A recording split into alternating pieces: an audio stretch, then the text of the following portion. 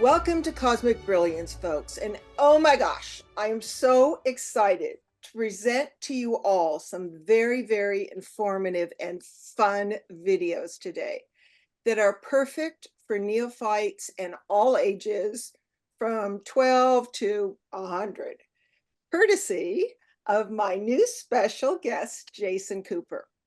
Several of you have asked me in the last 6 months, more than several, and I understand why. And you said, quote, Merrily, can you provide more beginner style shows that are oriented to neophytes like me that are new to all your mind-blowing topics? And more introductory shows for beginners would make it easier for me to share this important info with my family and friends who need to wade into this knowledge more slowly rather than be dropped in the deep end. And they have a good point, okay? So my answer is yes, I can. And that is what today is about. So through wonderful synchronicities and cooperative teamwork, this roundtable show today introduces you to Jason Cooper and his incredible 20-minute episodes containing the most gorgeous moving visuals spanning a variety of important and fascinating topics, serving as the perfect answer to your requests. So my guest, Jason, is the digital media visionary artist behind Alpha Awakenings. Good name, Jason. His transformative journey of discovery occurred in 2004 when he began to see through and question many of the narratives presented by the public media. His quest for truth began with a critical examination of the events surrounding September 11th, and this propelled him into the depths of studying the clues used for media disinformation, tactics, and hidden knowledge. Having an insatiable curiosity, Jason founded a website dedicated to uncovering and researching esoteric information, spanning many topics from reported extraterrestrial phenomena to spirituality and conscious soul evolution. As a researcher, his strong explorative nature and strong intuition proved useful in guiding him through the maze of information to hone the skills of discerning fact from fiction. Something we all work hard at, boy. Whew. His commitment and passion drives him to create these 20-minute, easily digestible visual narratives designed for all ages, some of which you get to watch today. Compliments of Jason. His personal quest is dedicated to enhancing his abilities and learning to connect with higher soul aspects of himself in order to gain deeper insights and broader understandings of his soul journeys and lifetimes. And he certainly enjoys challenging himself by pushing the boundaries of conditioned understandings and awareness. And now my other guest here today, who has been on my shows before and is a very, very knowledgeable colleague, researcher, healer, psychic, and remote viewer extraordinaire, and prolific author, is Ileana the Star Traveler. Our roundtable exploration is also for Ileana to validate or not with her independent research and her very accurate remote viewing skills what Jason has researched independently and intuitively receives to produce his visionary episodes. So this is just going to be lots of fun. So welcome, Jason and Ileana, and thank you so much for being here to share your cooperative wisdom and your creative expression. Really appreciate it. Yeah, thanks for having me. Thanks for having me as well, Merrily. You're welcome. My pleasure. So we are going to start shortly to show you one of Jason's very popular episodes called Cosmic Space Cats Meet the Urmah. As synchronicity would have it, Ileana also just published one of her top-selling books called Disclosure about the Urmah Feline Race and their planet Avyon, Atlantis, Lemuria, Pleiadians, Elohim, creator beings, and Tibet. I think you need a few more subjects in that book. I tried to make it a very round topics that sort of fit together and flow in a nice way because like Pleiadians, Atlantis, planetary galactic stuff in Tibet, they're all interconnected in some ways. They are. Thank you. I loved your book. Loved it, loved it, loved it. So I understand why it's one of your bestsellers too. So folks, unknown to most people, the Urmah are literally your founder parents that genetically created the humans for this amazing universal experiment and are cosmic and wise protectors. So let's begin with you, Jason. I would like the audience to learn a little bit about you and get a sense of your soul trajectory in life and when your awakening started and how you got to here, if you would. Sure. So yeah, my name's Jason, and yeah, I grew up in a very traditional conservative type family, and very religious, and um, I was always one to kind of question things and not really accept just people telling me the way that it is. I always wanted to find out and figure it out for myself. So as I got older, you know, September 11th happened and all that, and around 2004, I came across some videos on YouTube, and it kind of blew my mind as far as the facts that the fact that we're just not being told the truth about a lot of things in our world. And from there, I've just got a very analytical mind, so I just started researching everything, digging into everything, and going down rabbit hole after rabbit hole. Ended up creating a website that just allowed me to really dive into any kind of topic. And so I researched everything, and it's funny because when you really start going down the rabbit holes, you you find out that most everything that you thought was just a conspiracy theory, there's something to it. And eventually it leads me to more of an understanding that there's a lot more going on than just what we see in this 3D reality. And yeah, I've just been digging and digging since then. And I created my YouTube channel as a way, because I've always tried to share my information with people. And a lot of times, when you're sharing what other people have done, it's not as digestible, and people just don't accept it as well. So I wanted to create something where I could just say, here, watch this. And so that's basically the goal and the intent of my channel right now, is just to give people something easy and quick to digest. And I feel like just getting the information out there more, the more people that start to latch onto it, the more the planet's going to continue to wake up. Exactly. And don't you have, I watched all but one so far. Don't you have about 20 so far? Yeah, They're all 20 minutes or 20 19. to 30 minutes. Yeah. Yeah, yeah, yeah. So that makes it much easier for everyone to view. Well, thank you for that, Jason. How about you, Ileana? Please share a little about you for those that haven't met you or been to your website, Seeking the Truth in Reality. Is that your website? Messages from a Star Traveler, but the website link is Seeking the Truth in Reality. Yes. Okay. Yeah, I'm a somewhat of a galactic explorer and galactic historian. I like to research information to look deeper into the truth of beyond 3D reality, what's out there galactically, what's out here of that nature on Earth as well, and to explore going down that deep path to finding that truth. And I'm a psychic and remote viewer and Akashic Records reader. So I like to collate the information, check it out energetically, study to make sure it's accurate, factual, and honest in the truth, put it together and make presentations and teachings as well on my own Awakening Cosmic Reality Show channel.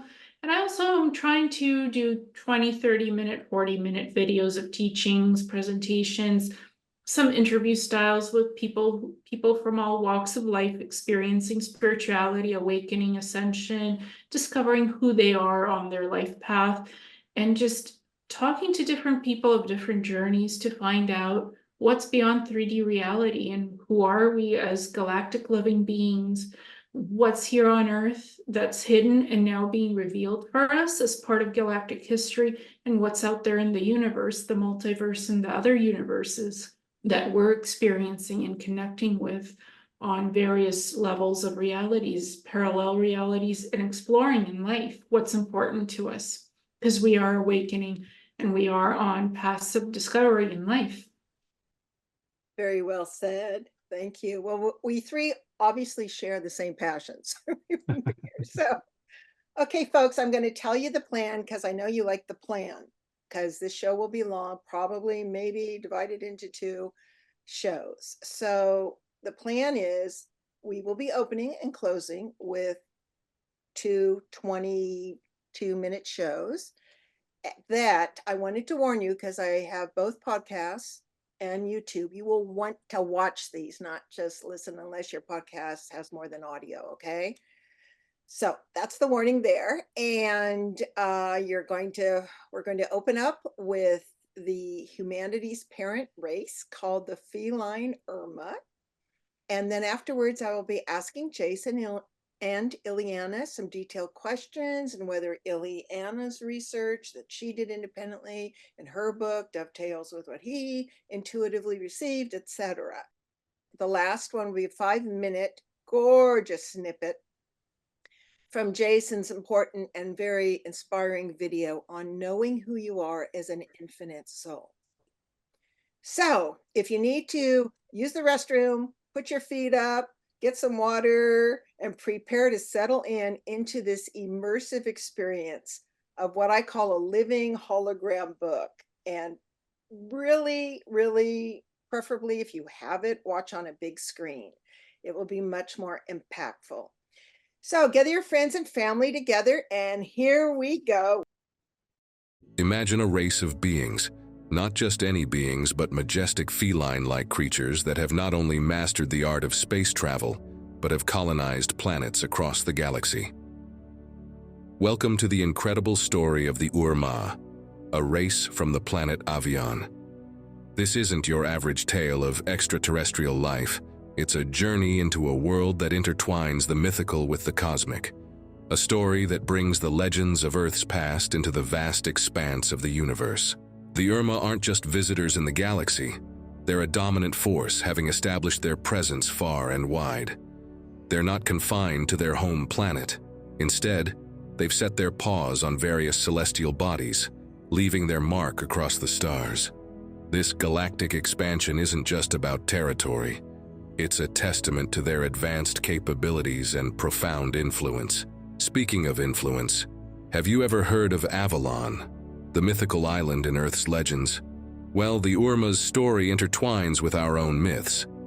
Avyon, as it turns out, might just be another interpretation of Avyon, the Urmah's home. This connection suggests that their impact on Earth is not only deep-rooted, but also wrapped in the shrouds of our ancient tales. Now let's talk about their appearance.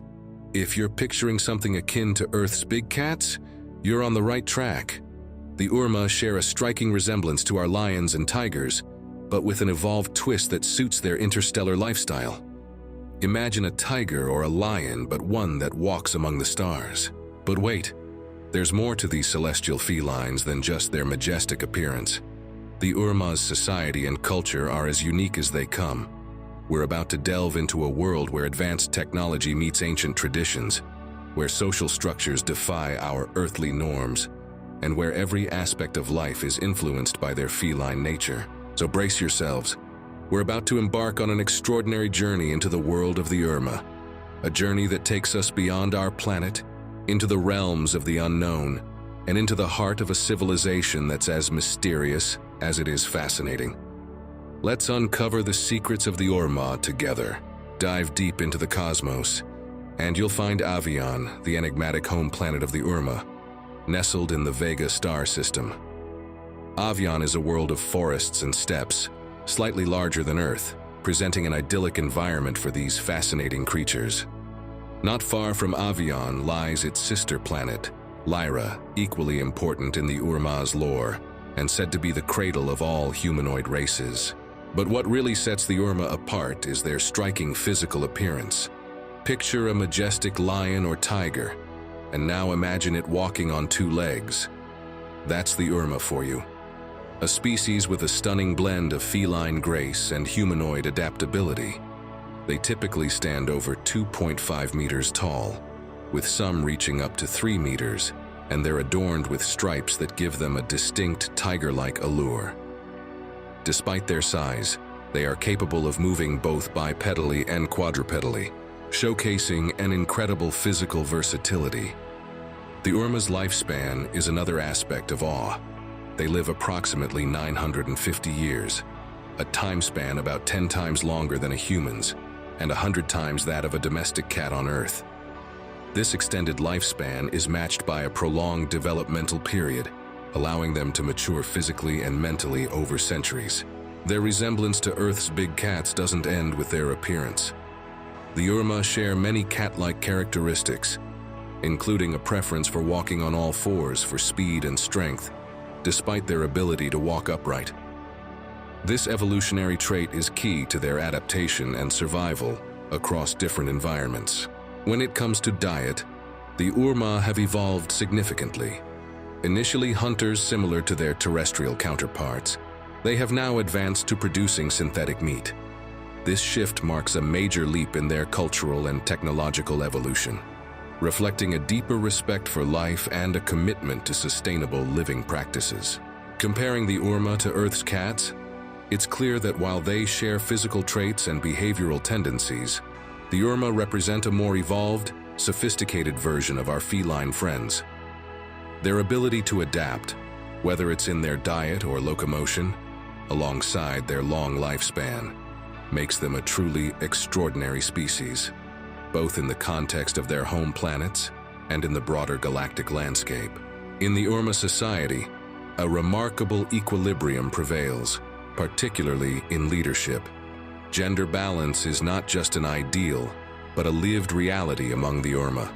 With men and women sharing power and responsibilities equally, this egalitarian approach extends across all echelons of their society, ensuring a harmonious blend of perspectives and talents in governing their world. Central to their societal organization is the Andromedan stepped holographic model, a sophisticated system that the Urmah have adopted to structure their society. This model fosters a unique blend of individual autonomy and collective decision-making, ensuring that every voice, no matter how small, is heard and considered. It's a system that emphasizes the interconnectedness of all beings, valuing the contributions of each individual to the greater whole. The Urmah's approach to governance oscillates between matriarchal and patriarchal systems, not in a contentious way, but rather as a fluid, dynamic balance. Depending on who is at the helm, the society may lean more towards matriarchal or patriarchal values, but this shift is always in harmony with their core principles of equality and mutual respect. At the heart of their governance is the High Council, a body comprising members chosen for their wisdom and experience. The leader of the High Council, whether a chairman or chairwoman, plays a pivotal role, not as a supreme ruler, but as an organizer and facilitator, guiding the council's deliberations and decisions with a seasoned hand. This leader is more of a first among equals, embodying the collective wisdom and ethos of the Urmah people. The concept of royal lines holds a special place in Urmah society, symbolizing the enduring values and traditions of their people. These lines are not about elitism or hierarchy, but serve as a focal point of cultural identity and continuity. The members of these lines are seen as embodiments of the Urmah's history, ethics, and collective consciousness, carrying the responsibility of representing the civilization in its purest form. In the Urmah's approach to governance and social structure, we see a society that cherishes balance, inclusivity, and the harmonious integration of diverse viewpoints. It's a society where leadership is a shared responsibility, and every individual, regardless of age or gender, has a role to play in shaping their collective destiny. The Urmah's capital city has the same name as their home planet, Avyon. In the city Avyon, you're not just stepping into another world, but into a fusion of ancient grandeur and futuristic innovation. Avyon, sprawling and vibrant, mirrors the essence of New York City in its size and activity, but is uniquely Urmah in its aesthetic and ethos. This bustling metropolis serves as a cosmic crossroad, a spaceport buzzing with interstellar activity, and a testament to Urmah ingenuity. Urmah architecture is a breathtaking blend of classical and sci-fi styles. Their buildings stand not as towering skyscrapers, but as structures with grandiose ceilings, accommodating their impressive stature.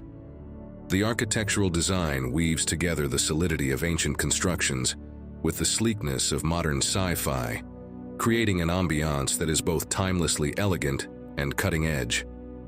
The use of stone and megalithic elements with Greek-style pillars, all scaled up to match their size, imparts a feeling of walking through a civilization that has mastered the art of combining the old and the new.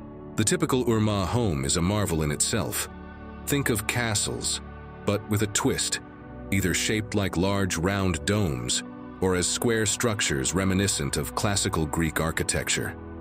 These homes are vast, with multiple levels and spacious interiors, including kitchens, libraries, and living rooms revolving around a central hall adorned with art and illuminated by the soft glow of torch-like lights. The stairs in these homes, leading up to even more private quarters, are wide and stately, designed for beings of their size and elegance. The integration of technology in Urmah construction is seamless and thoughtful. While their buildings and homes exude an ancient charm, they are equipped with advanced technologies that cater to their needs and comfort.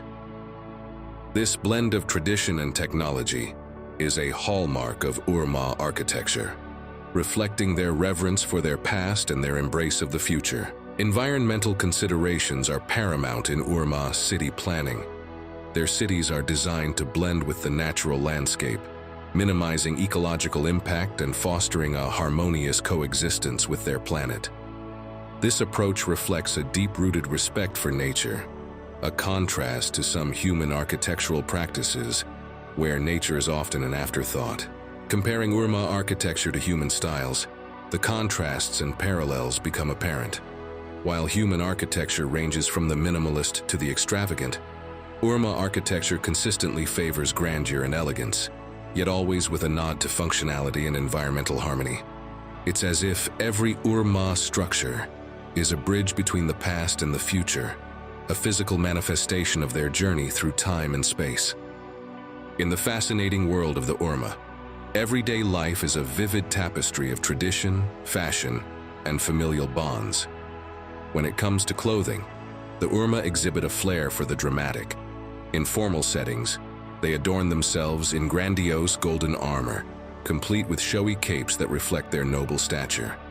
Yet, in their everyday life, they prefer more practical, casual attire, often choosing simple, unpatterned garments that allow for ease of movement. Their clothing, always tailored to accommodate their tale, merges functionality with a distinct aesthetic, ranging from Spartan-like simplicity to regal elegance. Grooming for the Urmah is as much a social custom as it is a personal hygiene practice. They maintain their feline grace and cleanliness through meticulous grooming habits, often using their long, agile tongues, much like their smaller domestic cat counterparts on Earth. This grooming is not just a solitary activity, it's a communal practice, a way of social bonding and expressing care among family and friends. Family dynamics and child rearing among the Urmah are deeply communal and nurturing. The Urmah cherish their young, raising them in an environment that values collective responsibility. It's common for Urmah families to share the care of their offspring, with kittens often being tended to by various members of the community. This approach to child rearing fosters a strong sense of belonging and interconnectedness from a young age. Culinary preferences of the Urmah are predominantly carnivorous but with an evolved twist. Having transitioned from hunting to ethical food production, they now cultivate meat tissues in specialized pods. This method reflects their advanced technological capabilities and a profound respect for life. Their diet also includes a variety of vegetables, though they notably steer clear of citrus. The Urmah's love for pets, especially domestic cats, is a charming aspect of their culture. They regard these small felines not just as pets, but as little reflections of themselves, a connection to their more primal, feline nature. This bond with their pets is a heartwarming parallel to the human-animal relationships on Earth. Comparing Urmah daily life with that of humans reveals intriguing similarities and differences. Like humans, the Urmah have developed sophisticated social structures, culinary practices, and a love for pets. However, their approach to communal living, child rearing, and ethical food production offers a unique perspective, one that blends advanced technology with deep-rooted cultural traditions. It's a life where the grandeur of their appearance is matched by the depth of their societal bonds and the advanced nature of their daily practices. The Urmah's language is as distinctive and profound as their majestic appearance. Imagine a voice that resonates not just from the mouth, but seems to emanate from the chest, producing a deep, sonorous quality that's unmistakably feline. Their speech, a fascinating blend of articulated roars and words, forms a unique linguistic tapestry. The Urmah language, known as Avyon, is not only spoken, but also heavily reliant on telepathic communication, adding a layer of complexity and depth to their interactions. Their written language bears a striking resemblance to Earth's ancient cuneiform script. Comprised of wedge-shaped symbols and intricate line patterns, Urmah script is a visual representation of their rich cultural heritage. Historically, these symbols were crafted using their nails, creating impressions on clay tablets, much like the cuneiform of ancient Mesopotamia. This similarity suggests a possible ancient connection or influence between the Urmah and early human civilizations. Music holds a special place in Urmah culture, characterized by a preference for drums and brass instruments. Their musical style is grand and majestic, evoking images of epic battles and heroic tales. Instruments similar to trumpets and flutes are common, along with unique instruments that produce water-like sounds, adding to the diversity of their musical expression. The Urmah's musical taste is reminiscent of grand orchestral compositions, with Richard Wagner's Ride of the Valkyries, often cited as a piece that closely resembles their style. In the realm of art, the Urmah excel in both sculpture and painting. Their art often depicts scenes of their storied past and cosmic journeys, rendered in a realistic style that captures the essence of their experiences and traditions. Sculptures often feature large, majestic feline figures, serving as a constant reminder of their identity and heritage. Art and music are not mere pastimes for the Urmah. They are integral to their culture, serving as mediums for expression, storytelling, and preservation of their history. These forms of expression are deeply embedded in their societal fabric, playing a crucial role in both communal and individual life. Comparing Urmah art and music to human forms, we see parallels in the use of art and music for storytelling and cultural expression. However, the Urmah's creations carry a distinct extraterrestrial flair, combining elements of their feline nature with their advanced understanding of the universe. This blend of the familiar and the alien offers a fascinating glimpse into a culture that is both relatable and intriguingly otherworldly. In the Urmah's world, leisure and entertainment are as unique and intriguing as their civilization. Their recreational activities are a blend of physical prowess and cultural richness, reflecting their feline nature and advanced societal structure. One of the most popular sports resembles a hybrid of Earth's American football and a vigorous game of keep-away, where Urmah athletes, demonstrating their impressive physical strength and agility, compete to retain possession of a log wrapped in furry cloth. This game, often played with a blend of bipedal and quadrupedal movement, is not just a sport, but a display of their innate feline characteristics. The Urmah's entertainment forms extend beyond physical sports into the realms of theater, cinema, and especially immersive experiences. Unlike traditional human movie viewing, Urmah cinema is more about interactive immersion. They use advanced technology to create experiences where individuals can live and interact within a story, not just watch it passively. This approach to entertainment, blending narrative with interactive participation, is a hallmark of their advanced technological capabilities. When comparing Urmah leisure activities to those of humans, one notices the Urmah's inclination towards more active, participatory forms of entertainment, contrasting with the more passive recreational activities often favored by humans. Their use of technology and leisure is not just for convenience but for enhancing the depth and engagement of the experience. Technology plays a central role in Urmah entertainment, particularly in their immersive experiences. These aren't just simple virtual simulations, but complex interactive environments where one can engage all senses and even emotions, making the experience indistinguishable from reality. Family and relaxation are deeply valued in Urmah culture, with leisure time often spent in the company of loved ones. Their approach to relaxation includes lounging in the sun and enjoying peaceful moments, reminiscent of the serene contentment seen in domestic cats on Earth. Social gatherings and communal spaces, such as their equivalent of bars, are places of community and connection, but without the presence of alcohol, which is absent due to its adverse effects. These gathering spots are more about ambiance and social interaction, offering food, drinks, and a place to stay, focusing on the experience of being together rather than the consumption of beverages. In the vast Milky Way galaxy, the Urmah are not just isolated players, but influential participants in a complex network of interstellar relations.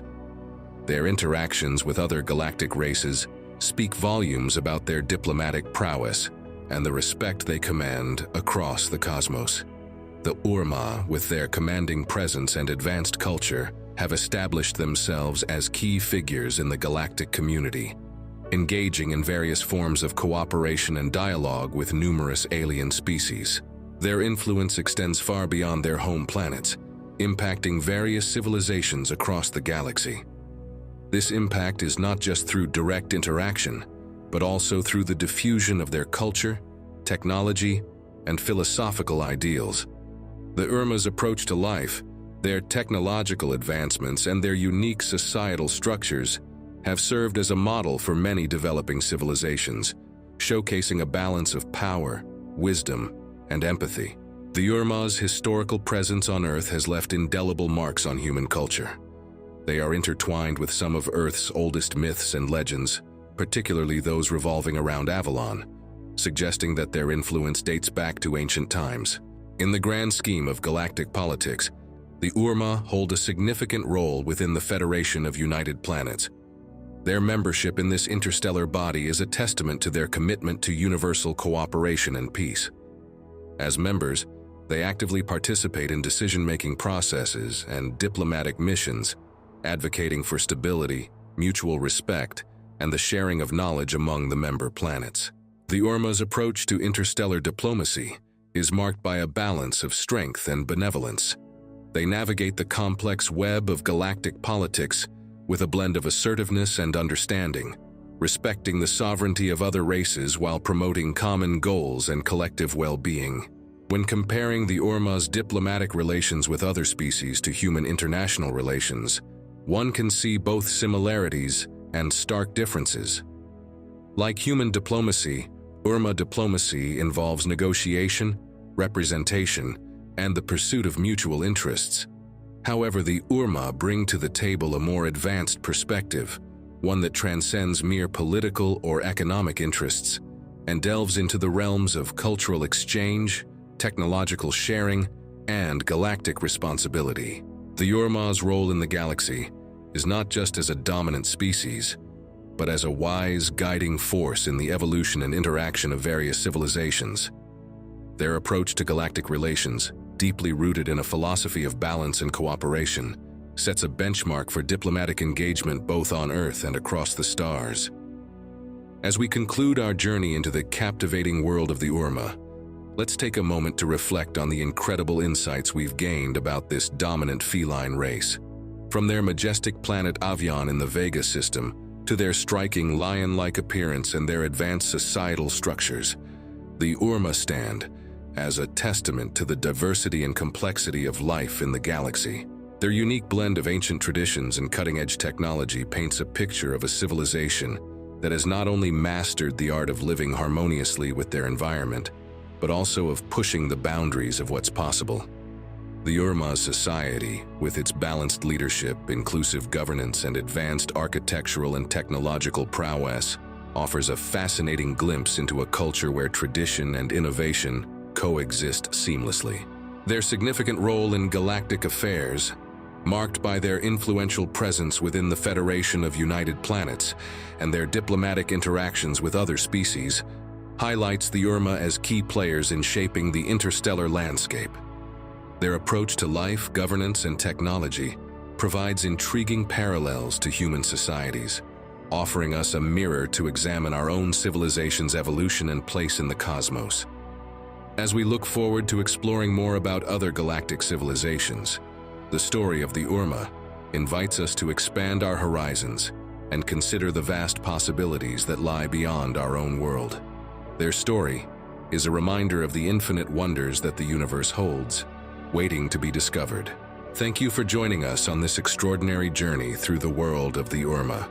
Stay tuned as we continue to explore the mysteries of the galaxy and uncover the stories of other fascinating civilizations among the stars.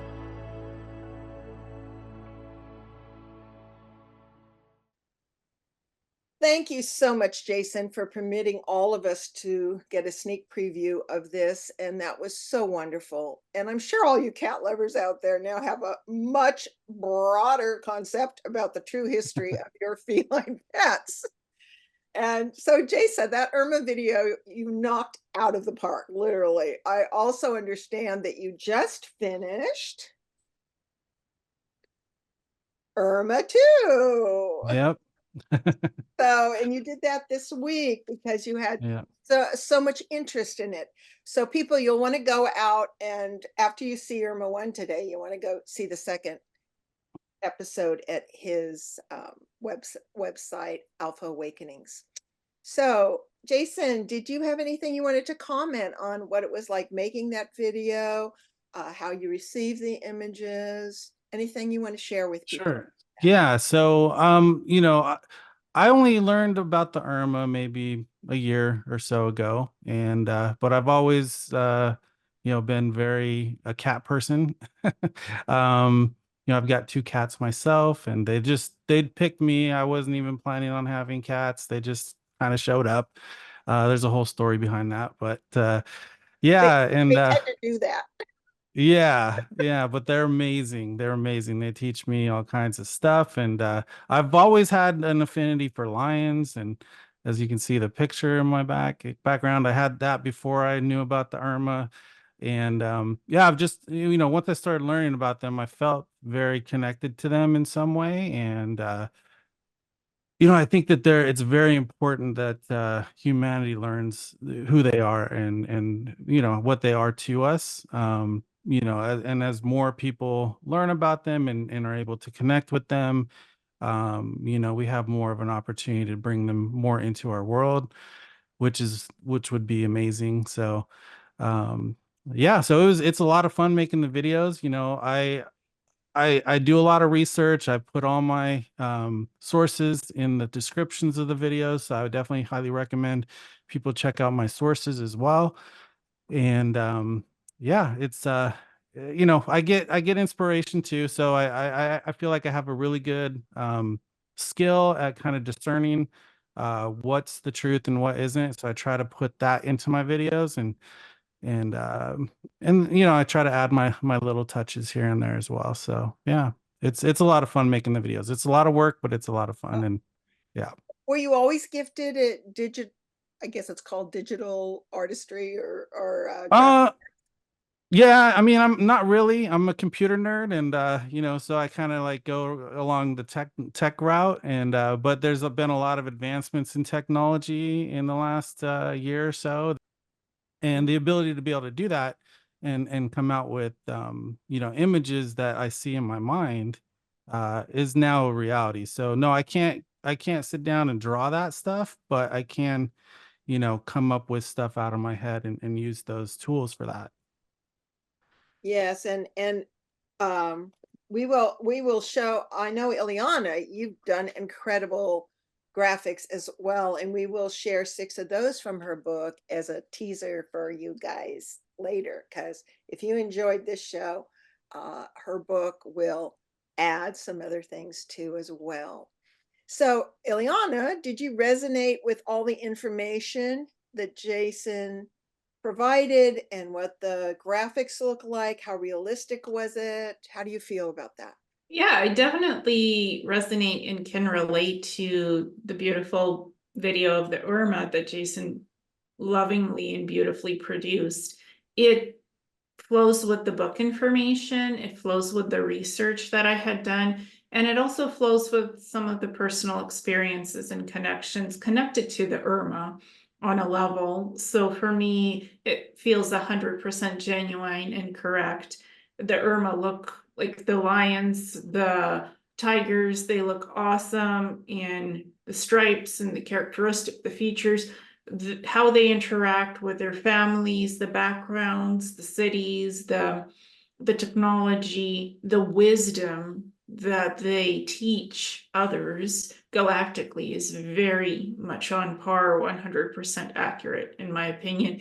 And again, it jives with the book information because it is essentially what the Urmah are and what they represent. They're very highly spiritual beings and very much sick. They're basically 6 and 7D. So they are vibrationally attuned and they are ascended. I think they're ascended. So they've gone beyond 3D stuff. They don't have wars, they don't have disease. They're very harmonious on their planet Avyon too.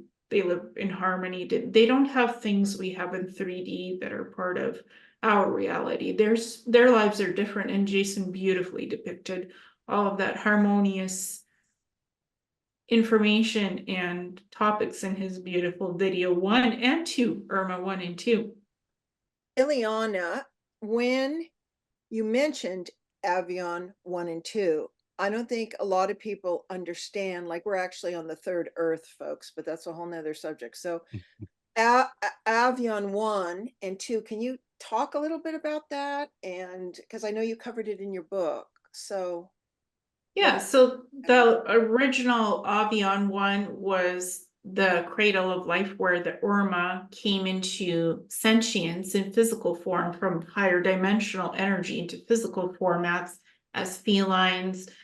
They mainly have the lions, the tigers. They also have cheetahs, other feline cat species, many of them. It's not just one. So Avyon 1 was their first planet of origin, and that was more in the Lyra system. And there had been some galactic wars that happened, and it was destroyed in that process thousands of years ago. And so they had recreated Avyon 2, and that is now between Lyra and the Pleiades, on the cusp of both, in the middle. So, and that can actually be seen on Stargate maps.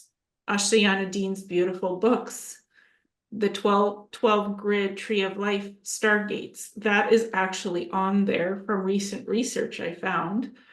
So that's new. It shows Avyon. I was looking stargates and I was looking for Avyon, and she spells it a little different than how the Urmah spell it, but it's like it's right on the cusp of Lyra and Pleiades where Avyon 2 is. So she got that information correct. And so it's been recreated. When you have the energetic frequency of a planet, it's stored in the Akashic records, it's stored in the galactic core of the universe creation, and you can access that and recreate the genetics of the animals, the plants, the sentient beings, which the Urmah are, and recreate the planet in its core. And that's how they recreated it, with very special pyramids that exist near their world and on their world, and it helped to recreate it. It's crystalline technology and crystalline pyramids that recreated Avyon 2. So neat. It's so advanced. And what I wanted to mention, folks, how I use a lot of these movies are real information. And this is addressed to all of you who embrace the fact that you are co-creators, is that I use, once I have the visuals of something, right? So you just had the visuals of all the Urmah, the culture, everything. I use that as a tracking beam, and I lock on that if it's a desirable future for us. And I hold that frequency to have the most positive future. And if you have enough people doing that, it actually can change and help holographic reality. So maybe you don't know that. So it's one of the reasons that we're showing, because when you, all creators create through a thought first, and then usually an image, and then they project that, etc. So would you agree with that, you guys? Yeah, I would like to add on to that. So I think one of the things that starseeds, one of the things that they do, or one of their purposes, is to come to Earth and hold certain frequencies and kind of radiate that frequency out so that other people can pick up on it. And because it's really hard to find a frequency if you don't know what it feels like. So when you can get around somebody that has that frequency, you can start to tap into that. And I think, you know, learning about and understanding the ET races is a form of that at the same time. That's such an important point. Thank you. What do you have to add to that, Ileana? Definitely understanding the galactic beings that exist. There is light beings, there are physical beings like Andromedans, Pleiadians, Lyrans, Sirians, Arcturians. Those are the ones I resonate with the most energetically on frequencies of life and connection and learning from them, because they have guided humanity for a long time, since Atlantis. They were like the founders of Atlantis, the beginning of the cradle of life on Earth here.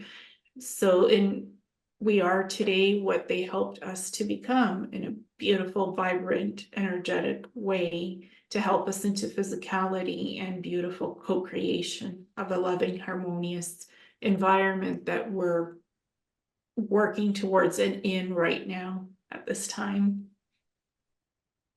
Thank you for that. You know, I'm wondering, as I was watching the Urmah video, for, I might say, the 9th time, not that I like it or anything.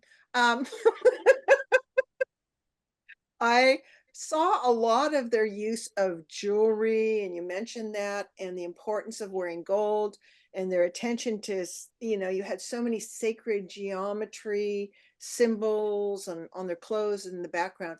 Can both of you, whoever wants to start, share what you know about the importance of that?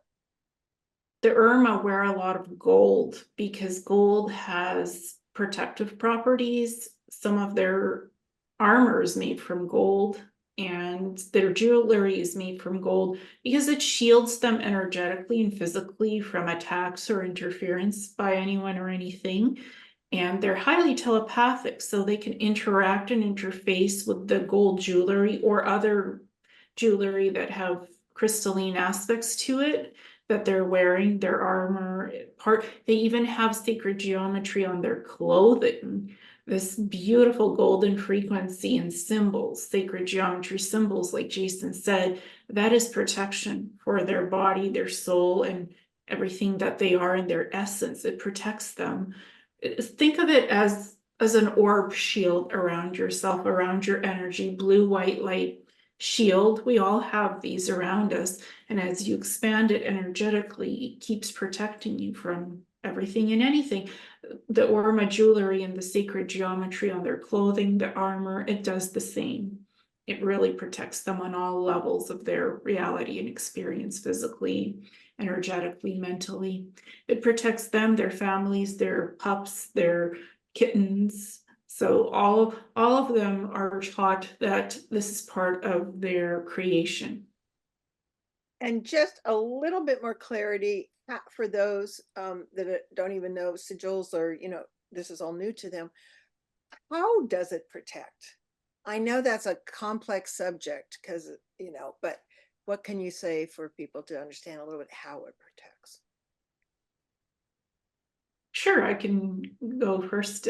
That's okay. Well, sigils, it's about color, it's about frequency, and it's about the design of the sigil, or just the symbol that you draw. It could be as simplistic as you want or as complex, and the sacred geometry and that sacredness of the sacred geometry and its patterns. It's a flow, you feel into it. You can create your own sigils, you can create your own symbols and jewelry, and you flow into the energy of what you're encoding and programming, the frequency and energy and the symbols themselves, the flow of the energy pattern that's encoded with the specific program of what you would like it to do. If you set the program energetically to protect and shield, that's what it does in what you drew or designed in the jewelry. Same for the clothing. You weave the energy of the sacred geometry symbol into the clothing, the color and the frequency, and it does what you intend it to do. That's how it works.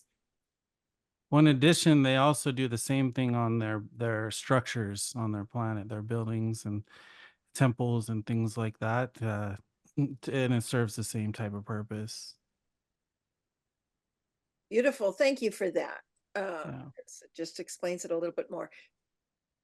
So, Ileana, I noticed in your book you had some beautiful graphics that you found and designed and added to. And one I really loved, which talk about sigils and magical symbols, was what I just call the cosmic golden lion Urmah founder guardian. So we are showing this on screen now. And what can you say about that? Well, he is definitely the guardian protector of the planet Avyon too. He has a lot of golden sigils on his body, on his fur. He has a gorgeous mane, a full mane of lion hair, golden. And that golden frequency connects to those sigils because he is a protector. And then he has blue sigils around his head and also like protecting the planetary energy, the environment. He is a guardian protector on Avyon too. And some of their eyes are green and some of them are blue or can have a gold pattern as well. His is, I think, a combination of green and blue together. And that is a significance of his spiritual power and ability of protection and being a guardian. Oh, that's so neat to know what all that means. Okay. You want to add anything, Jason, or? Just it's a beautiful picture. I like that one a lot. Yeah, I did too. I fell in Yeah. love with that. Can I have one of those, Mom? No. I know, right? Okay, so this next one looks like Urmah Warrior, obviously. And so what do you want to describe about him? So he is actually in the protectorate team of the Urmah Guards, and he is a leader, and he is very, very inspiring in his ethics, in his creativity, and guiding as a leader. And he's wearing that golden armor, that gold armor on his body, and that actually makes him stronger, faster, and it gives him more ability. It strengthens him. That armor has special characteristics of what it does, and he is a pure white tiger. Because the Urmah have lions, they have tigers and other felines. He is pure white tiger. He is of a very high royal lineage, I think. That's the intuitive feeling I get. High lineage, royalty, but very humble, very harmonious, and very wise in how he helps lead his peoples on Avyon too. It is done with grace. It is done with a lot of equal, because they're equals to each other. They don't have that hierarchy style as what other beings have that are in 3D, because they're a 670 race. So they have ascended beyond the current stuff happening on other 3D 4D planets. So they live in harmony, and he leads in that harmony and grace and wisdom. I think he has a lot of wisdom, and he is like a compass himself, like a guiding compass to his people. Are you allowed to, you said the gold armor protects him, and I heard something about source armor before that's used for gold. Are you allowed to say a little bit about how that works? Well, the armor basically advances his DNA. It's not like source armor because that's source creation, and angelic armor that has to do more with frequency. His has to do with more to responding to the DNA, tiger and lion DNA, mixing that together and enhancing his abilities and enhancing his strength, his telepathy, and his ability to teleport to different places. On planet and off planet, the armor allows him to do that. Really cool. Okay. Mm-hmm. And It draws more on DNA combinations than on energy frequency, because the source armor connects to sigils and it connects to energy of the being who's wearing it, and it works that way. This connects to DNA, but what he's wearing in the middle, like the compass, it helps him to navigate galactically, like the maps of the stars and where to go. It's almost like a portal device in and of itself. So that allows him to open portals and navigate the stars and go to different planets if he wants to. That particular aspect of this armor allows him to do that. And it also protects him from other things like energetic attacks or, any other kinds of things that can come along.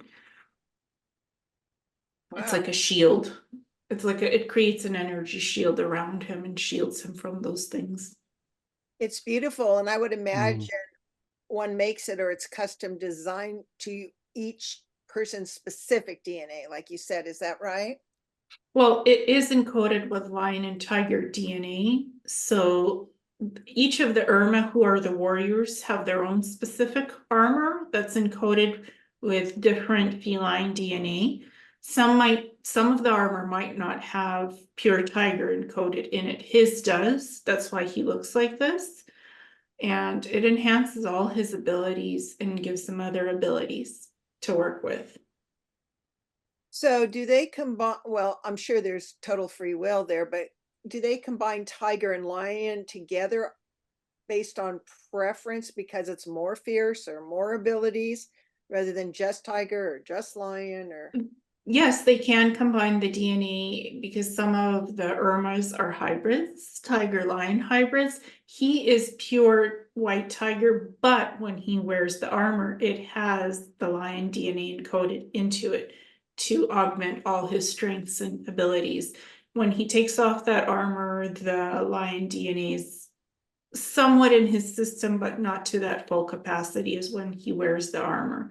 It does connect to energy and frequency of DNA and DNA combinations, and something that the Urmah, as master geneticists, are very much capable of doing and have explored for thousands of years and incorporated into this particular type of golden armor. And they have other armors that are silver and other materials that are imbued into it. I don't know all the materials. I'm familiar with the gold. I would imagine they figure out how it can be somewhat comfortable, right? If they're going to be wearing it almost 24/7, it could be lightweight, not so much like our more primitive, but probably alloys or whatever, It's very much, like you said, customized to the body and to the fit of the physique, because the Urmah warriors are very muscular and they're very fit, and their physique they have muscle tone and they have big bone structure. So the armor is customizable to the perfect fit of each Urmah that wears it. And it's mostly the males that wear it. Females can sometimes wear it too if they accompany the warriors, but it's mostly the males that wear it. Okay, fascinating. What about Jason? Anything you want to add to that? Well, I would say that this image does a very good job of kind of displaying the Urmah ego. And, here we sometimes tend to think ego is a bad thing, but for them, it's their strength. They know who they are, and it's not about being better. It's just about knowing who you are. And they know that like very, very deeply. So I think just looking in his eyes, that's what I see. Well, I understand that through the universes, they're pretty well known and not many can beat them. So, Mm.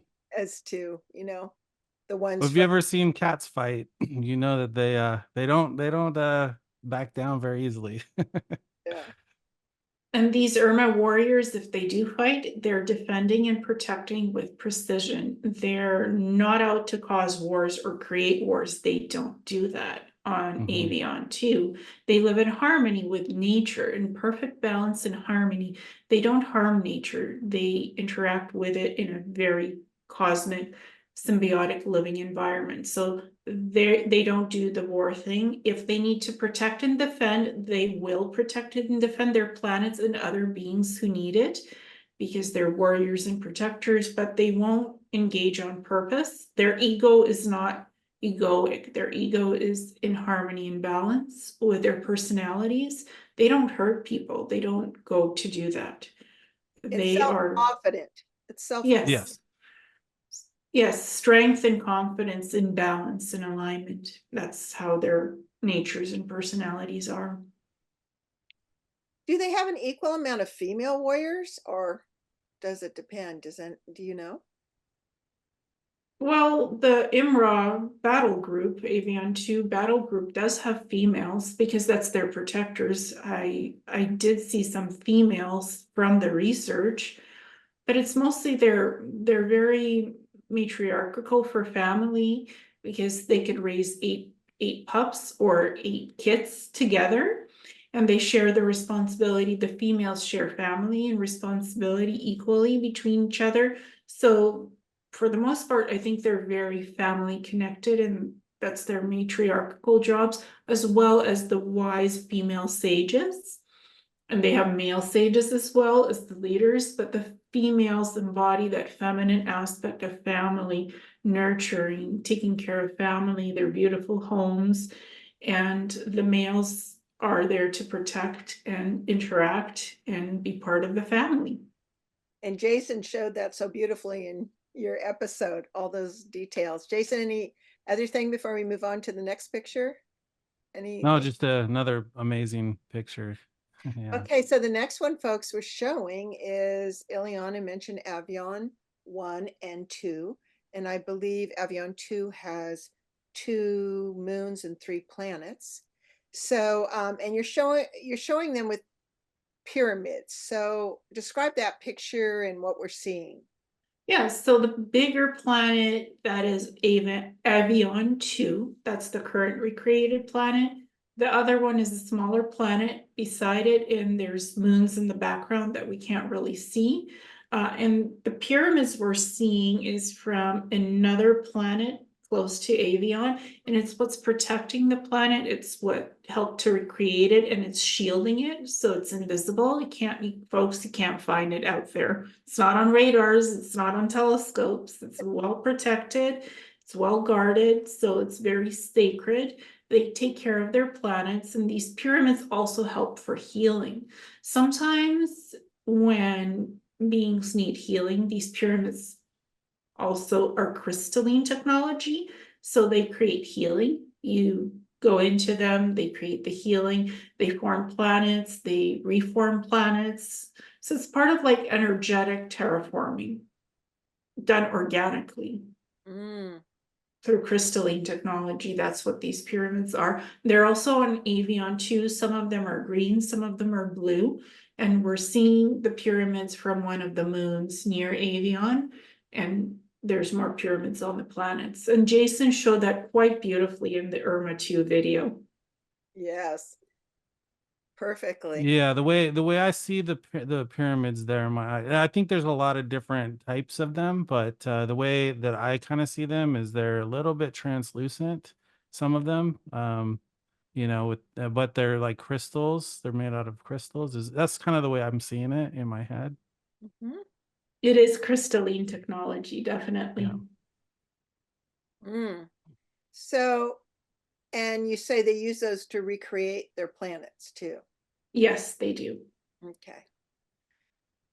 So, I'm sure that's classified, but is the recreating of planets done by knowing the codes or the information of a planet? And then do you know how that's done, or can you share any information on the basics of that principles? I think it's knowing the frequency of the planet and the core energy and the template to create it. That's about all I can really go into. Yeah, exactly. Okay, so what do you both feel, okay, about Avyon? Do you feel that it is the same thing referred to in mythology as Avalon, which in mythology was an island shrouded in mist spoken about in Camelot? Do you think it's similar, different, or what? Whoever wants to So go. I haven't personally done a lot of research on Avalon, so I wouldn't be able to speak on that one too much. Okay. I think that humans in that time frame, they had a sense of what Avyon is like, and so they chose to name their island Avalon, similar to that frequency and energy, to embody the characteristics of that. Okay, that makes sense. Now, the next one shows a castle-like structure with some amazing energy in that. So what is that for? So the Urmah builders can work with energy and frequency to create beautiful homes, healing homes where they live, where healing happens. And that's one of those. It's a beautiful silver castle with water and energy running through it. So that's what the Urmah, and again, Urmah homes can look different. They can be circular, they can be rectangle, they can be more triangular, bigger, smaller. It's really based on the energy of what their Urmah are creating at the time. Okay, and of course, Jason also showed amazing structures in the movie that everyone just saw. Do you have anything to Yeah, add, Jason? well, I think one of the hallmarks of like Urmah architecture is they really like to mix nature with it. And so, yeah, anything that they can do to kind of interweave with nature, they do. Mm, Yes, very harmonious interaction with nature, very respectful and kind. They don't have pollution, they don't have garbage anywhere. It's very clean. They they work with energy a lot. Their abilities they can create physically and energetically. And so they can create their homes that way with energy and physicality interacting harmoniously. And even though, like Jason, you were saying that even though they have a class system, which at first I kind of go, the class is equal. And so my first reaction was like, do only a few people have castles? Can everyone? And then I remembered it's probably an ascended culture. So I imagine that most people can create what they want and live how they want, right? And some prefer castles. What do you guys think about that? Is that true?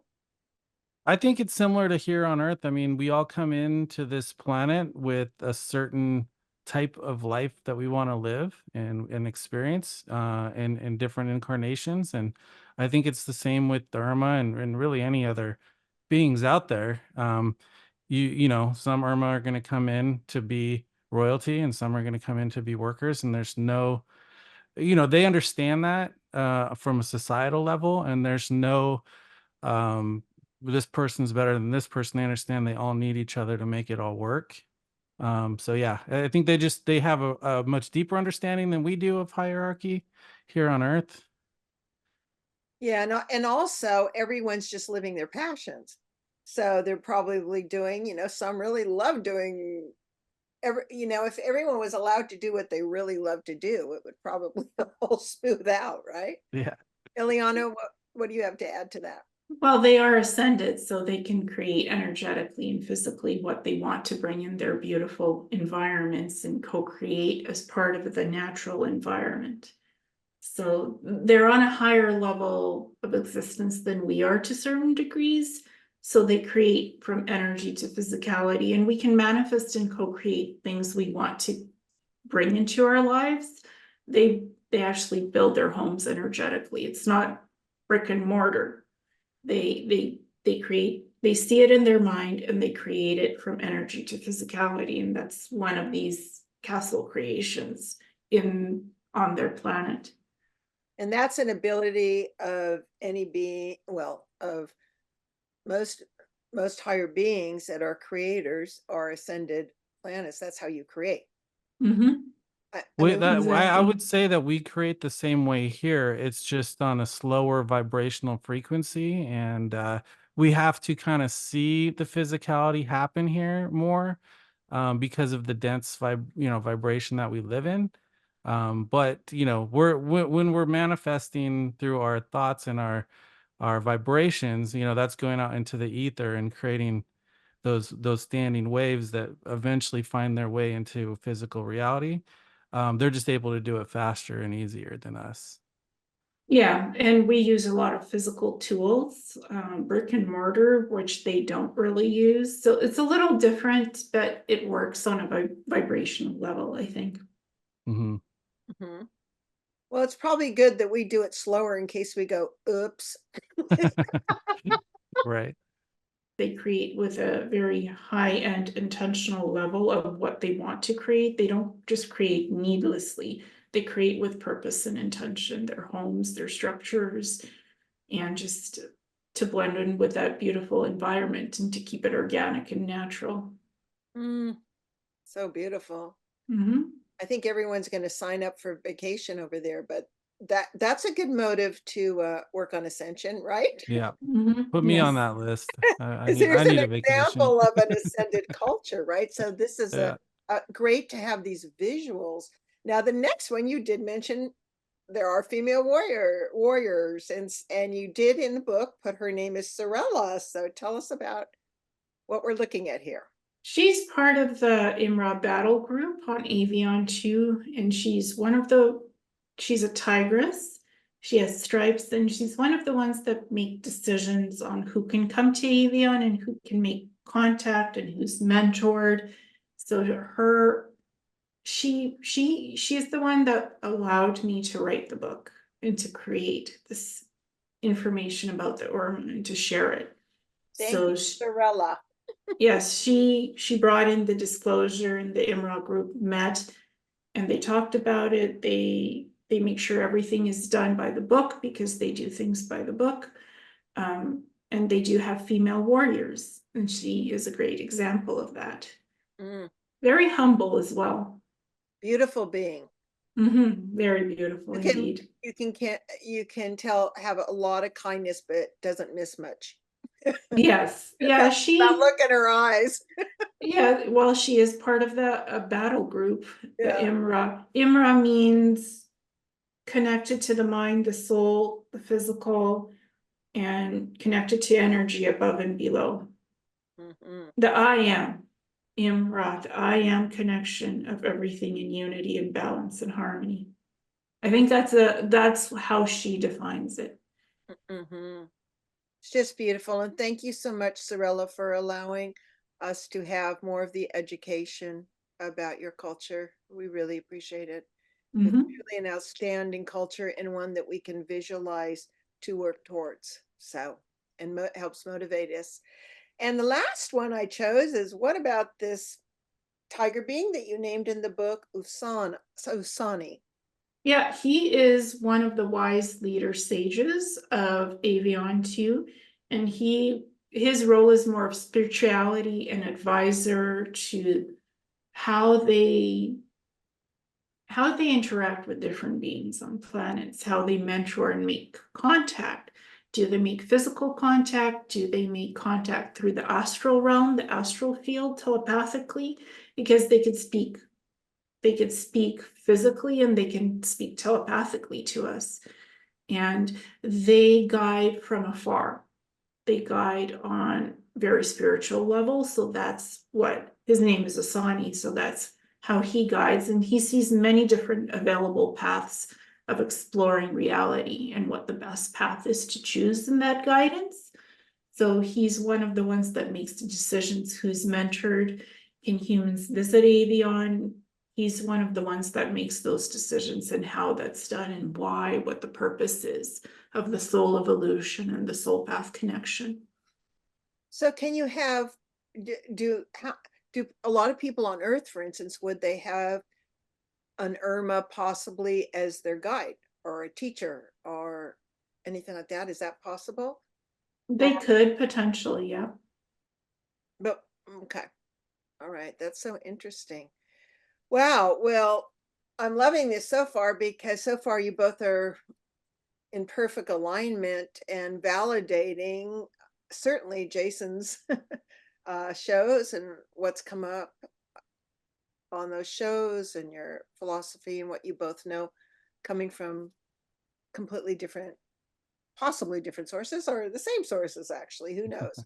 So speaking of the Urmah offering soul guidance like Gusani, with your incredible visual artistry produced on one of you, I think it's one of your favorites, and it's also one of mine, is the one called Remember Who You Are the Source and the Infinite Soul. And the visuals would serve also as an amazing meditation for people if you ever choose. So let's right now give our audience a 5-minute snippet with the transcendent graphics that you designed that accompany it.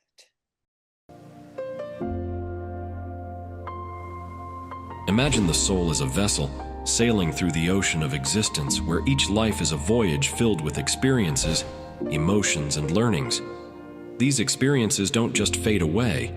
They embed themselves as pre-programmed ideas in the mind, intricately woven into the fabric of the soul.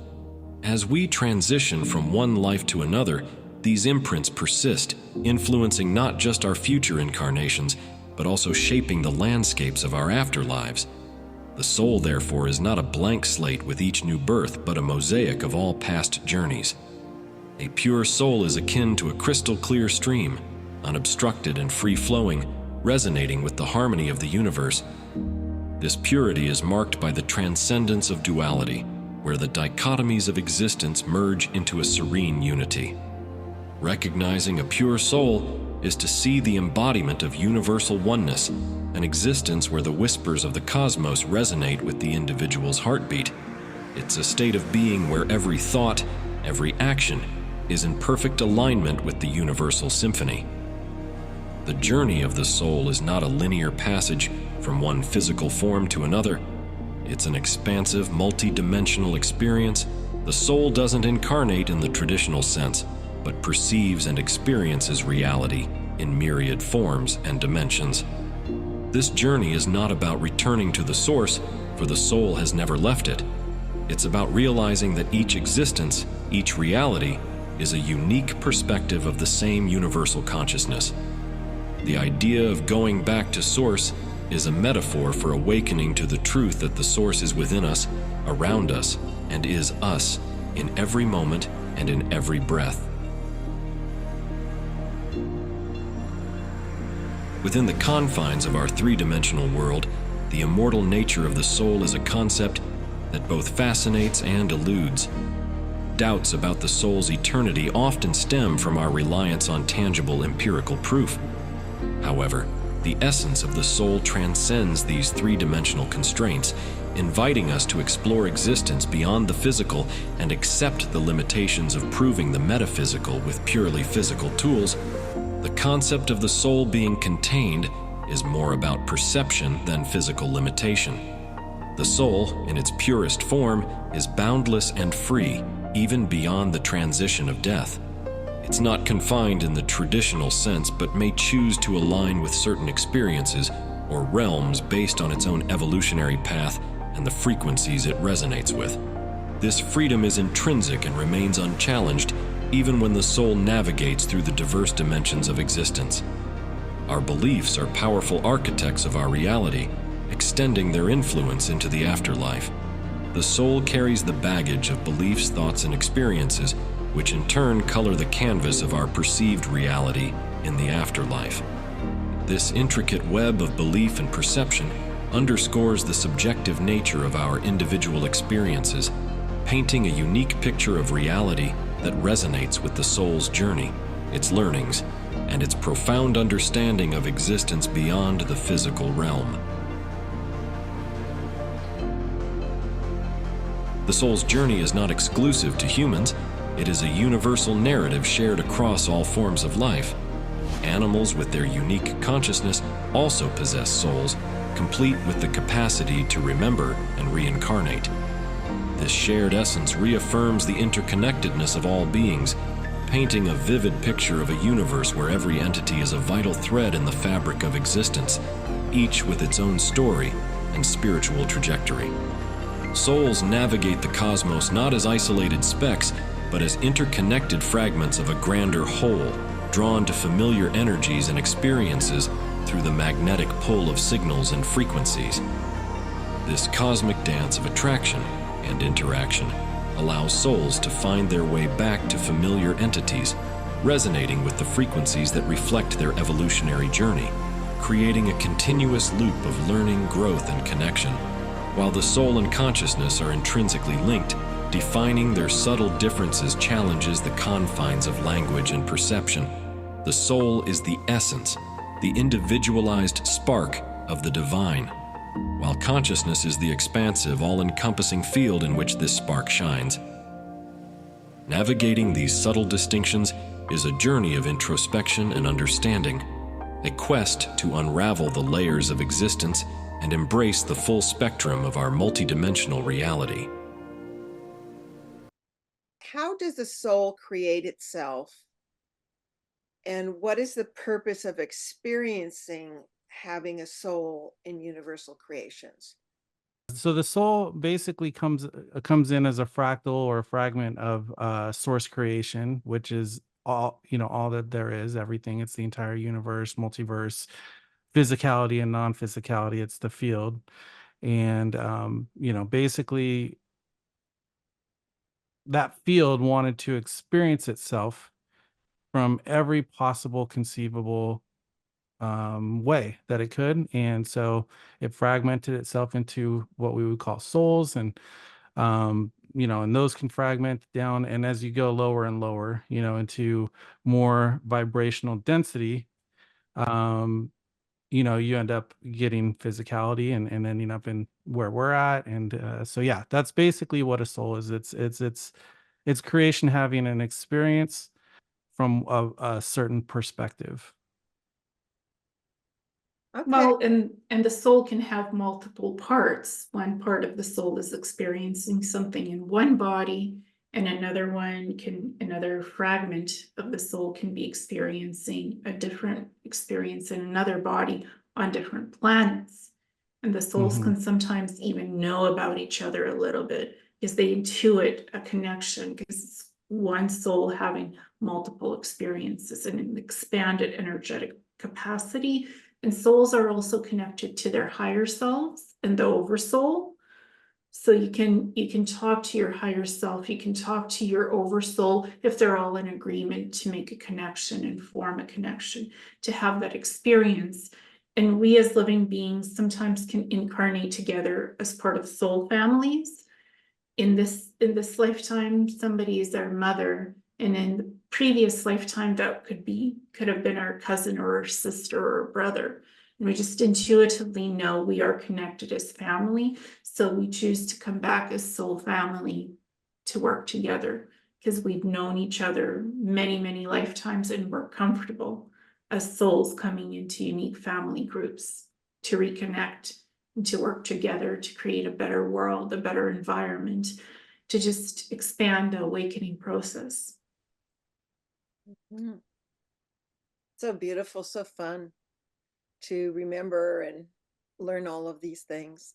Now, the term you've mentioned, both of you mentioned before, is light body. And so can you, Ileana, first explain a little bit about how a soul travels in a light body for people? Because I think that's important to know more about their light body.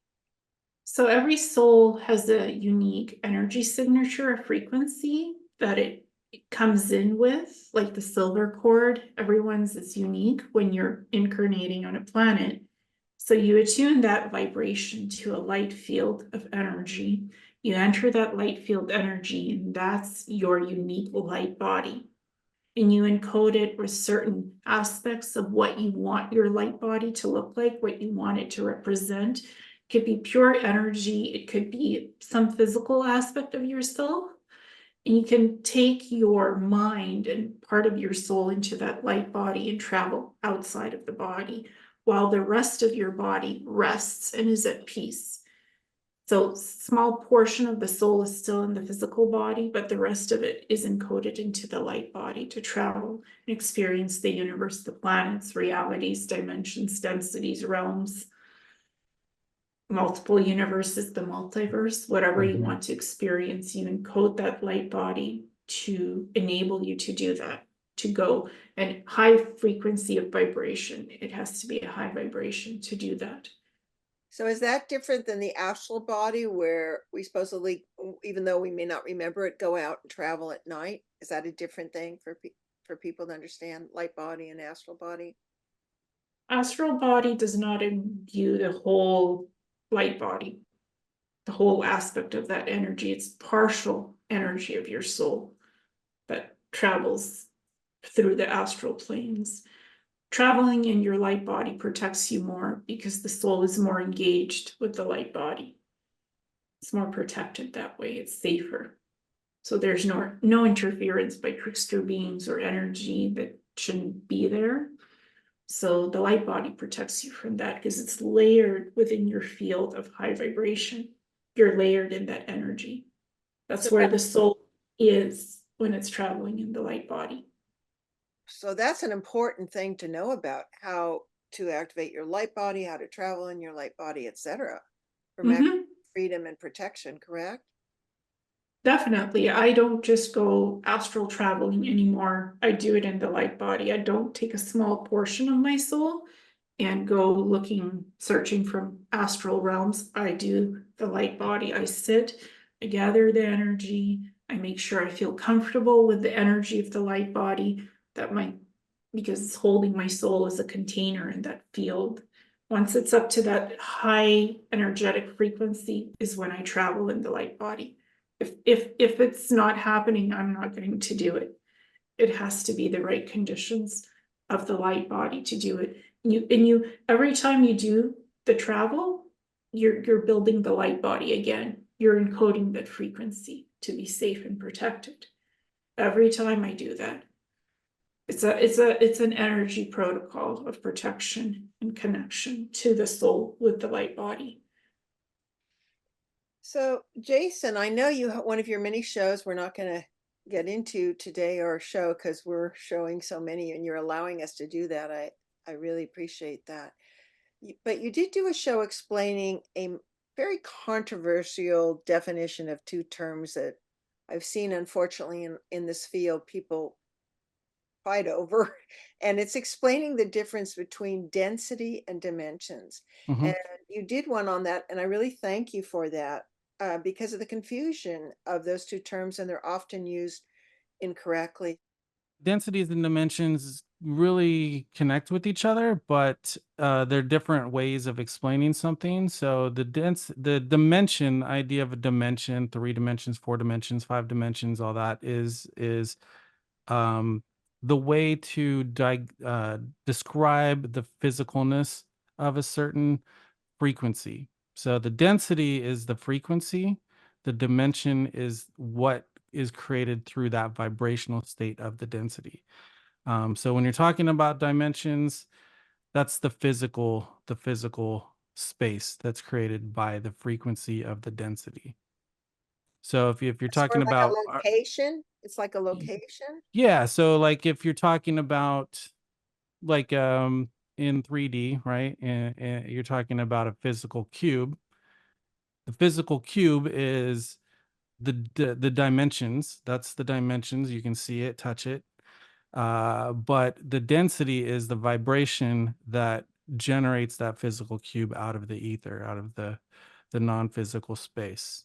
So when you're talking about, on a soul level, what you're vibrating at, that's going to be a density, and what you're experiencing in that density is the dimensional space, the dimension.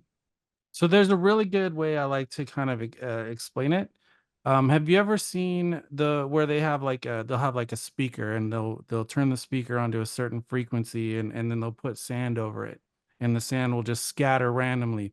and I you'll turn bat up it. the yeah, yeah, you'll turn up the frequency a little bit until you hit a perfect frequency, and then the sand forms a pattern, right? Yeah, So exactly. that's yeah, so that the frequency of the sound is what you would call the density, and the pattern that is created is what you would call the dimension. So now it's formed a solid dimension based on that frequency, and then you turn it up more and it scatters, and then you find another pitch and you create a more complex uh, dimension.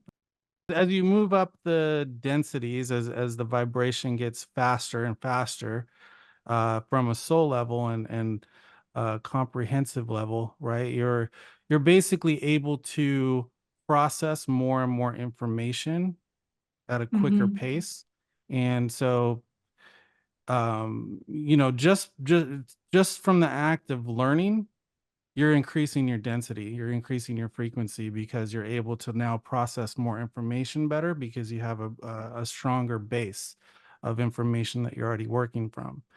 And so to me, one of the most important things people can do is acquire knowledge. If you want to increase your frequency, acquire knowledge. In respect for your time, we are going to end this part 1. And I want to thank both Ileana and Jason so much for your wisdom and sharing that, so that you will learn more in the most beautiful of ways. And thank you so much. And I would just like to end this one with sharing a little 4-liner from a poet named Remy Weiser. May you welcome truth that releases you, ideas that challenge you, fearless love that expands you, opportunities that excite you, and beliefs that liberate you. So onwards and upwards, folks. And thanks so much again, Ileana and Jason, for helping and collaborating and verifying each other's truth in what you were sharing. Thanks so much. Yeah, thanks for having me. Thank you so much.